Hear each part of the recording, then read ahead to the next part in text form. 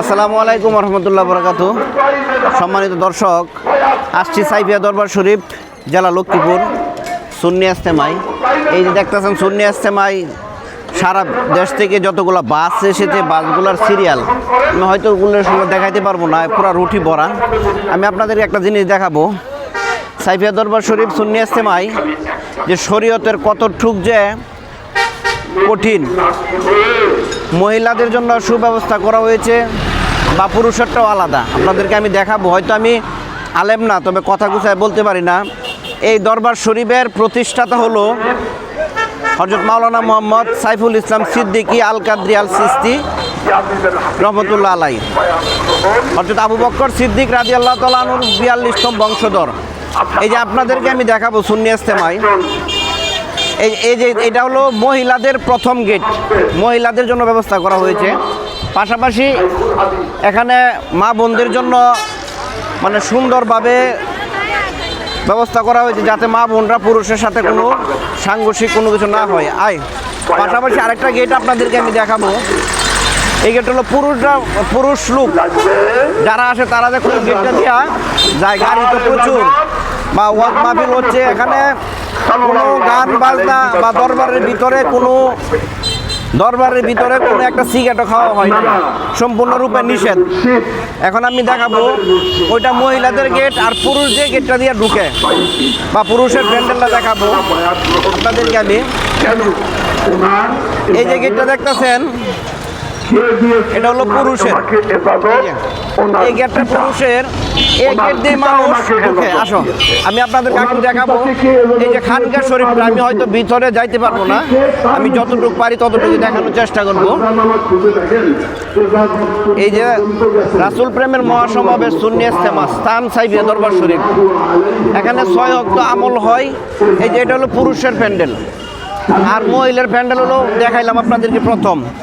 আর এই যে খানকা শরীফটা, এখানে ওনার যে দরবার শরীফের প্রতিষ্ঠাতা, ওনার মাজার শরীফ আছে ওইখানে, তবে হুজুরের অনুমতি ছাড়া ওইখানে যাওয়ার মতো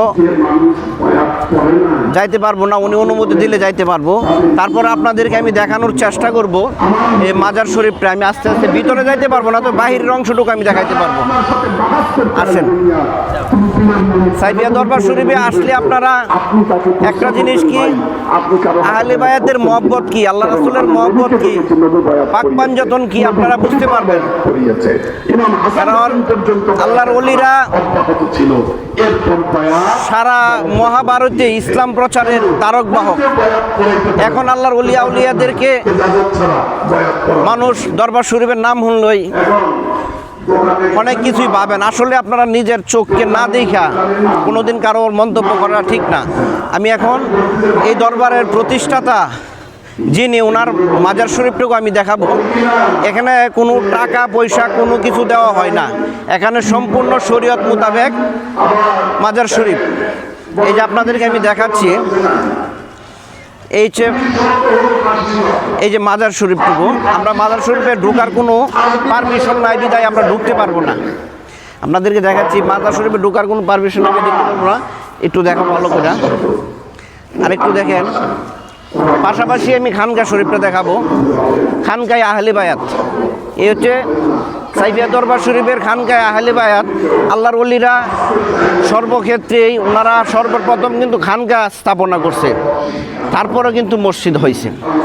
তাই আল্লাহর ওলিয়া উলিয়াদেরকে যারা ভালোবাসেন, মহব্বত করেন, আর আল্লাহর ওলিদের কাছে আসলে আশা করি সঠিক ইসলাম পাবেন, বুঝতে পারবেন। এই হচ্ছে খানকা শরীফ। খানকা শরীফটা আপনার দেখেন পুরোটা কতটা সুন্দর। আপনাদের কাছে দিনে দাওয়াত রইল। পাশাপাশি খানকা সাইফিয়া দরবার শরীফে মাদ্রাসা আছে, শত শত আলেম বাইর হচ্ছে। পাশাপাশি এখানে দিনে প্রতিষ্ঠান, এতিমখানা আছে। আপনারাদের কাছে অনুরোধ রইল সাইফিয়া দরবার শরীফ আসবেন, দেখবেন, আইসা দেখা তারপর মন্তব্য করবেন, না দেখে দূর থেকে মন্তব্য করবেন। এখানে কোনো গান বাজনা, কোনো শরীয়ত বিরোধী কোনো কিছুই হয় না। পাশাপাশি একটা জিনিস আপনাদেরকে বলি, সাইফিয়া দরবার শরীফ ৬ ওয়াক্ত আমল হয়, আর এটা হলো হযরত আবু বকর সিদ্দিক রাদিয়াল্লাহু তাআলা আনহুর বংশধর ওনারা। আমি হয়তো গুছায় কথা বলতে পারি না, তারপরে ভুল ত্রুটি হলে ক্ষমার দৃষ্টিতে দেখবেন। এই যে খানকায় আহলে বায়াত আপনাদের একটু দেখায় আসো। এই যে খানকা, এটা হলো খানকা শরীফ, এই যে খানকায় আহলে বায়াত। এই যে দেখা, দেখো তো, এটা একটু ভিডিও করো পুরোটা। এই হচ্ছে খানকায় আহলে বায়াত। আল্লাহ হাফেজ, সবাই সুস্থ থাকবেন, ভালো থাকবেন, ভুল ত্রুটি হলে ক্ষমার দৃষ্টিতে দেখবেন। আল্লাহ হাফেজ।